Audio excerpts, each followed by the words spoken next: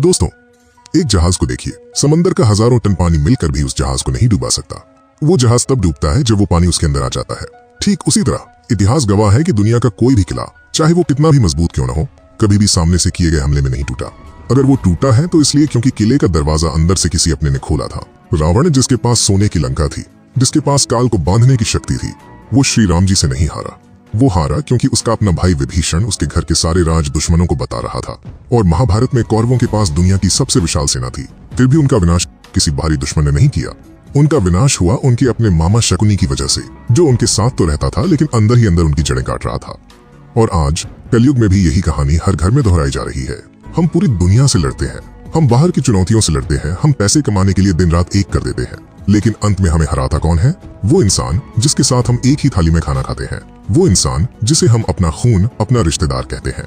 आचार्य चाणक्य, जिन्होंने एक मामूली से ग्वाले को अखंड भारत का सम्राट बना दिया, वो कहते थे, शत्रु अगर तलवार लेकर सामने खड़ा हो तो उससे लड़ना आसान है, लेकिन अगर शत्रु रिश्तेदार के भेष में तुम्हारे घर के अंदर तुम्हारे सोफे पर बैठा हो तो उससे बचना भगवान के लिए भी मुश्किल हो जाता है। क्या आपको कभी ऐसा महसूस हुआ है कि आप तरक्की कर रहे हैं, लेकिन कोई है जो आपकी खुशी देखकर खुश नहीं है? कोई है जो आपके सामने तो हंसता है, लेकिन आपकी पीठ पीछे आपकी जड़ें काट रहा है? शायद वो आपका सगा भाई हो सकता है, शायद वो आपके चाचा या मामा हो सकते हैं, या शायद वो बचपन का जिगरी दोस्त हो सकता है। आज इस वीडियो में हम उन आस्तीन के सांपों को बेनकाब करेंगे। आज हम आचार्य चाणक्य की नीति शास्त्र से उन 5 खतरनाक संकेतों यानी 5 लक्षणों के बारे में जानेंगे, जो बताते हैं कि आपका रिश्तेदार रिश्तेदार नहीं बल्कि एक छिपा हुआ दुश्मन है। ये वीडियो सिर्फ एक जानकारी नहीं है, ये एक चेतावनी है। अगर आज आपने इन संकेतों को नजरअंदाज किया तो कल बहुत देर हो जाएगी। तो चलिए शुरू करते हैं पहचानना। पहला संकेत है अत्याधिक मिठास और जासूसी। चाणक्य कहते हैं, जो शत्रु अमृत जैसी मीठी बातें करे, समझ लो उसके मन में हलाहल विष भरा है। जरा सोचिए, एक शिकारी जब किसी जानवर का शिकार करना चाहता है तो क्या वो डंडा लेकर उसके पीछे भागता है? नहीं, वो चुपचाप बैठता है और चारा डालता है। वो जानवर को ललचाता है। ठीक इसी तरह जो रिश्तेदार आपसे जलते हैं, वो कभी भी सीधे मुंह आपसे नहीं लड़ेंगे। वो आपके सामने बहुत मीठे बन जाएंगे। वो अचानक आपके घर आएंगे, वो आपके बच्चों के सिर पर हाथ फेरेंगे और कहेंगे, अरे भाई साहब, आपकी तो क्या किस्मत है, आपका घर तो महल जैसा है, आपके बच्चे तो हीरा है। आपको लगेगा कि वाह, ये इंसान मुझे कितना मानता है, ये मेरी तरक्की से कितना खुश है। लेकिन सावधान, यही आप धोखा खा रहे हैं। गौर करना, तारीफ करने के ठीक बाद उनका अगला सवाल क्या होता है? जैसे ही वो आपको तारीफों के पुल पर चढ़ा देंगे, वो धीरे से पूछेंगे, वैसे भाई साहब, आपकी तनख्वाह कितनी हो गई अब? या फिर पूछेंगे, वैसे बेटा, तुमने वो जमीन कितने में खरीदी? या फिर, अरे भाभी जी, आपके और भैया के बीच आजकल सब ठीक तो चल रहा है ना? ये सवाल साधारण नहीं है, ये जासूसी है। वो आपकी तारीफ इसलिए नहीं कर रहे कि वो आपका भला चाहते हैं, वो तारीफ इसलिए कर रहे हैं ताकि आप भावुक हो जाएं। इंसान की कमजोरी है कि अपनी तारीफ सुनकर वो पिघल जाता है और अपने दिल के सारे राज खोल देता है। आप जोश में आकर बता देंगे, हाँ काका जी, अभी तो मैंने 25 लाख का लोन लिया है और बिजनेस में थोड़ा रिस्क है। बस यही वो सुनना चाहते थे। जैसे ही उन्हें पता चलेगा कि आप लोन में हैं या आपके घर में क्लैश चल रहा है, वो ये बात पूरे शहर में, पूरे खानदान में फैला देंगे। वो आपकी कमजोरी का इस्तेमाल आपको नीचा दिखाने के लिए करेंगे। चाणक्य कहते हैं, अपनी योजना, अपना धन और अपने घर का दोष कभी किसी को मत बताओ, चाहे वो कितना भी अपना क्यों ना हो। सच्चा रिश्तेदार वो होता है जो मुंह पर कड़वा बोले, जो आपको आपकी गलती बताए, जो आपकी चापलूसी करे। वो आपका दोस्त नहीं, वो आपका काल है। ऐसे मीठे लोगों के सामने हमेशा चुप रहना ही सबसे बड़ी समझदारी है। अब आते हैं दूसरे और सबसे खतरनाक संकेत पर। ये वो हथियार है जिससे इंसान का शरीर नहीं बल्कि उसका आत्मसम्मान घायल होता है। दूसरा संकेत है मजाक की आड़ में अपमान करना। चाणक्य कहते हैं, अपमानित होकर जीने से अच्छा है मर जाना, क्योंकि मौत तो बस एक पल का दर्द देती है, लेकिन अपमान हर रोज हर पल मारता है। आपने अपनी जिंदगी में ऐसे रिश्तेदारों को जरूर देखा होगा। मान लीजिए आप किसी शादी, पार्टी या परिवार के फंक्शन में हैं, वहां 10 लोग खड़े बातें कर रहे हैं, माहौल खुशनुमा है, तभी वो जहरीला रिश्तेदार आएगा। वो सबके सामने ऊंची आवाज में आपकी तरफ इशारा करके कहेगा, और भाई राहुल, सुना है 3 साल से सरकारी नौकरी की तैयारी ही कर रहे हो, कुछ हुआ या अभी भी बाप के पैसों पर ही ऐश कर रहे हो? या फिर वो कहेंगे, अरे भाभी जी, आप तो बहुत कमजोर हो गई हैं, भैया आपको खाना वाना नहीं देते क्या? जैसे ही वो ये बात बोलेंगे, वहां खड़े 4 लोग हंसने लगेंगे। आपका चेहरा लाल हो जाएगा, आपको शर्मिंदगी महसूस होगी, और अगर आप गुस्से में उनसे कहेंगे कि ये क्या बदतमीजी है, तो वो तुरंत अपनी बात पलट देंगे। वो कहेंगे, अरे यार, तुम तो बुरा मान गए, मैं तो बस मजाक कर रहा था, तुम में तो सेंस ऑफ ह्यूमर ही नहीं है। आजकल के बच्चे बड़ों का मजाक भी नहीं सह सकते। दोस्तों, मेरी बात को गांठ बांध लीजिए, ये मजाक नहीं है, ये एक मानसिक युद्ध है। मनोविज्ञान कहता है कि जो इंसान खुद अंदर से खाली होता है, वो दूसरों को नीचा दिखाकर खुद को बड़ा महसूस करना चाहता है। वो सबके सामने आपकी बेइज्जती करके ये साबित करना चाहता है कि उसकी हैसियत आपसे ज्यादा है। वो समाज को दिखाना चाहता है कि आप नाकामयाब हैं। अगर कोई रिश्तेदार बार बार आपकी कमजोरियों पर, आपके मोटापे पर, आपकी बेरोजगारी पर या आपकी गरीबी पर हंसता है, तो समझ जाओ कि वो आपका शुभचिंतक नहीं है, वो आपका दुश्मन है। ऐसे इंसान को चुप कराने का चाणक्य का एक ही तरीका है, गंभीरता। जब अगली बार वो ऐसा मजाक करे तो हंसना मत, उसकी आंखों में आंखें डालकर एकदम शांत होकर पूछना, इसमें हंसने वाली बात क्या थी? मुझे समझ नहीं आया, जरा समझाएंगे? जैसे ही आप गंभीर होंगे, उनकी हंसी उनके गले में अटक जाएगी, वो घबरा जाएंगे। लेकिन याद रखना, ऐसे लोगों को अपने घर की चौखट कभी मत लांघने देना। तीसरा संकेत है आपकी असफलता पर छिपी हुई खुशी।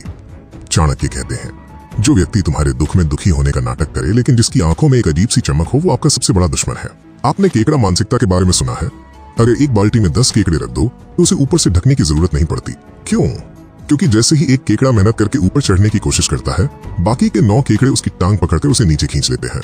वो सोचते हैं, अगर हम बाहर नहीं जा सकते तो इसे भी नहीं जाने देंगे। हमारे 90% रिश्तेदार इन्हीं केकड़ों की तरह होते हैं। वो नहीं चाहते कि आप उनसे आगे निकल जाएं। वो नहीं चाहते कि आपका घर उनसे बड़ा हो, आपकी गाड़ी उनसे महंगी हो। गौर करना, जिस दिन आप उन्हें कोई खुशखबरी सुनाते हो, चाचा जी मेरा प्रमोशन हो गया, या मामा जी हमने नया फ्लैट बुक कर लिया, तो उनके चेहरे का रंग उड़ जाता है। वो एक फीकी मरी हुई हंसी हंसते हैं और कहते हैं, अच्छा चलो बढ़िया है, बहुत बढ़िया। लेकिन अंदर ही अंदर उन्हें जलन की आग लग जाती है। वो रात भर सो नहीं पाते कि ये हमसे आगे कैसे निकल गया। लेकिन जिस दिन आपके साथ कुछ बुरा होता है, मान लीजिए आपका बिजनेस डूब गया, या आपकी नौकरी चली गई, या आपके घर में चोरी हो गई, तो वो सबसे पहले दौड़ कर आएंगे। वो मगरमच्छ के आंसू बहाएंगे। वो कहेंगे, अरे बेटा बहुत बुरा हुआ, भगवान ऐसा किसी दुश्मन के साथ भी ना करे। हमें तो रात भर नींद नहीं आई तुम्हारी चिंता में। लेकिन सच ये है कि वो मन ही मन जश्न मना रहे होते हैं। उन्हें सुकून मिलता है कि चलो शुक्र है ये वापस नीचे गिर गया, अब ये हमारे बराबर आ गया। ये लोग आपके आंसू पोंछने नहीं आते, ये देखने आते हैं कि आप कितने बर्बाद हुए हैं, ताकि वो बाद में दूसरों को मजे लेकर आपकी बर्बादी की कहानी सुना सके। ऐसे लोगों को कभी भी अपनी असफलता मत बताना और अपनी सफलता का ढिंढोरा तो बिल्कुल मत पीटना। अब आते हैं चौथे संकेत पर। ये वो जहर है जो धीरे धीरे दिया जाता है और जब तक असर होता है तब तक इंसान बर्बाद हो चुका होता है। चौथा संकेत है गलत सलाह देने वाला। चाणक्य कहते हैं, दुष्ट व्यक्ति की सलाह सोने के घड़े में रखे हुए जहर के समान है, ऊपर से सुंदर लेकिन अंदर से जानलेवा। महाभारत में दुर्योधन कभी नहीं हारता अगर उसे शकुनी मामा की गलत सलाह नहीं मिलती। रामायण में कैकेयी कभी राम को वनवास नहीं भेजती अगर उसे मंथरा ने गलत पट्टी नहीं पढ़ाई होती। कुछ रिश्तेदार ऐसे होते हैं जो आपको जानबूझकर गलत रास्ता दिखाते हैं। वो आपके मार्गदर्शक बनने का नाटक करते हैं, लेकिन असल में वो आपको खाई में धकेल रहे होते हैं। मान लीजिए आप कोई नया व्यापार शुरू करना चाहते हैं या कोई बड़ा रिस्क लेना चाहते हैं। आप उत्साह में उनके पास सलाह मांगने जाएंगे। आप कहेंगे, मामा जी मैं सोच रहा हूँ कि नौकरी छोड़कर अपना स्टार्टअप शुरू करूँ। वो आपके कंधे पर हाथ रखेंगे, माथे पर चिंता की लकीरें लाएंगे और कहेंगे, अरे बेटा पागल हो गए हो क्या, व्यापार में क्या रखा है, मैंने दुनिया देखी है, इसमें तो बहुत रिस्क है, डूब जाओगे, सड़क पे आ जाओगे। इससे अच्छा है कि कोई सुरक्षित छोटी मोटी नौकरी कर लो, सुकून की रोटी खाओ। या फिर वो आपको ऐसी जगह पैसा लगाने को कहेंगे जहां आपका नुकसान होना तय है। अब सवाल ये है कि वो ऐसा क्यों करते हैं? क्या वो वाकई आपकी फिक्र करते हैं? वो डरते हैं। उन्हें डर है कि अगर आप रिस्क लेकर सफल हो गए तो आप उनसे बहुत बड़े आदमी बन जाएंगे, आपकी गाड़ी उनकी गाड़ी से बड़ी हो जाएगी, आपका घर उनके घर से सुंदर हो जाएगा, और ये बात उनके अहंकार को बर्दाश्त नहीं होगी। इसलिए वो चाहते हैं कि आप हमेशा डर कर रहें। वो चाहते हैं कि आप सुरक्षित रहें लेकिन उनसे नीचे रहें। याद रखना, सलाह उसी से लो जो उस रास्ते पर चल चुका हो या जो वाकई आपका भला चाहता हो। ऐसे डरे हुए और जलने वाले रिश्तेदारों की बात सुनकर अपने सपनों का गला मत घोंटना। अपनी बुद्धि का इस्तेमाल करना, क्योंकि आपकी जीत से उन्हें हार महसूस होती है। पांचवा और सबसे बड़ा संकेत है मुसीबत में गायब हो जाना। चाणक्य कहते हैं, सच्चा मित्र, सच्ची पत्नी और सच्चा रिश्तेदार वही है जो आपातकाल यानी मुसीबत में तुम्हारे साथ खड़ा हो। सुख के साथी तो हजारों मिल जाएंगे। जब आपकी जेब गर्म होगी, जब आपके घर में पार्टियां होंगी, जब आप दावतें देंगे, तो ये रिश्तेदार सबसे पहले आकर सोफे पे बैठेंगे। वो सबसे महंगी शराब पिएंगे, सबसे अच्छा खाना खाएंगे। वो छाती ठोक कर कहेंगे, अरे हम तो एक ही परिवार हैं, तुम्हारा दुख हमारा दुख है। लेकिन जिस दिन आप पे मुसीबत आएगी, जिस दिन आपका एक्सीडेंट होगा, जिस दिन आपके घर में बीमारी आएगी या जिस दिन आपको पैसों की सख्त जरूरत होगी, उस दिन इनका फोन स्विच ऑफ हो जाएगा। वो आपको बाजार में देखकर रास्ता बदल लेंगे। अगर आप उनके घर जाएंगे तो वो नौकर से कहलवा देंगे कि साहब घर पर नहीं है। वो बहाने बनाएंगे, अरे भाई मैं तो खुद बहुत परेशान हूँ, या मेरी तो खुद की हालत खराब है, या अरे तुमने पहले क्यों नहीं बताया। ये वो आखिरी परीक्षा है जिसमें 99% रिश्तेदार फेल हो जाते हैं। जो इंसान आपके बुरे वक्त में आपके साथ नहीं खड़ा, उसे आपके अच्छे वक्त में शामिल होने का या आपकी कामयाबी का जश्न मनाने का कोई हक नहीं है। उसे अपनी जिंदगी से बाहर निकाल फेंको, चाहे वो कितना भी करीबी क्यों ना हो। उसे उसी वक्त ब्लॉक कर दो। क्योंकि वो रिश्तेदार नहीं, वो अवसरवादी है। तो दोस्तों, ये थे वो 5 संकेत जिनसे आप आस्तीन के सांपों को पहचान सकते हैं। पहला, बहुत ज्यादा मिठास और जासूसी। दूसरा, मजाक में अपमान करना। तीसरा, आपकी असफलता पर खुशी। चौथा, जानबूझकर गलत सलाह देना। और पांचवा, मुसीबत में गायब हो जाना। अंत में आचार्य चाणक्य की ये बात हमेशा याद रखना, सांप को दूध पिलाने से उसका विष ही बढ़ता है, अमृत नहीं बनता। ऐसे जहरीले रिश्तेदारों से लड़ो मत, उनसे बहस मत करो, उन्हें समझाने की कोशिश मत करो, बस उनसे दूरी बना लो। अपनी तरक्की का शोर मत मचाओ, अपनी कमजोरी किसी को मत बताओ, और अपनी खुशियां सिर्फ उन लोगों के साथ बांटो जो वाकई में आपके अपने हैं। याद रखना, खून का रिश्ता होना जरूरी नहीं है, दिल का रिश्ता होना जरूरी है। कर्ण और दुर्योधन का खून का रिश्ता नहीं था, लेकिन वो सगे भाइयों से बढ़कर थे। और विभीषण और रावण सगे भाई थे, लेकिन दुश्मन बन गए। अब फैसला आपके हाथ में है। क्या आप आस्तीन के सांपों को दूध पिलाते रहेंगे या उन्हें पहचान कर अपनी जिंदगी और अपने परिवार को सुरक्षित करेंगे? अगर इस वीडियो ने आपकी आंखें खोली हैं तो इस वीडियो को लाइक करें और कमेंट में लिखें मैं जागरूक हूं, क्योंकि लिखने से संकल्प पक्का होता है। और अगर आप चाहते हैं कि भविष्य में आप ऐसे धोखेबाजों से बचे रहें तो चैनल को अभी सब्सक्राइब करें और बेल आइकन दबाएं। हम चाहते हैं कि हमारा हर सब्सक्राइबर जीवन में चाणक्य की तरह बुद्धिमान बने। अगर आप चाणक्य नीति के और भी गहरे राज जानना चाहते हैं तो आपकी स्क्रीन पर जो प्लेलिस्ट आ रही है उसे जरूर देखें। उसमें हमने जीवन जीने के वो गुप्त तरीके बताए हैं जो आपको कोई नहीं सिखाएगा। जय Hind. Like and subscribe. Click on the bell icon for more videos. Share and follow.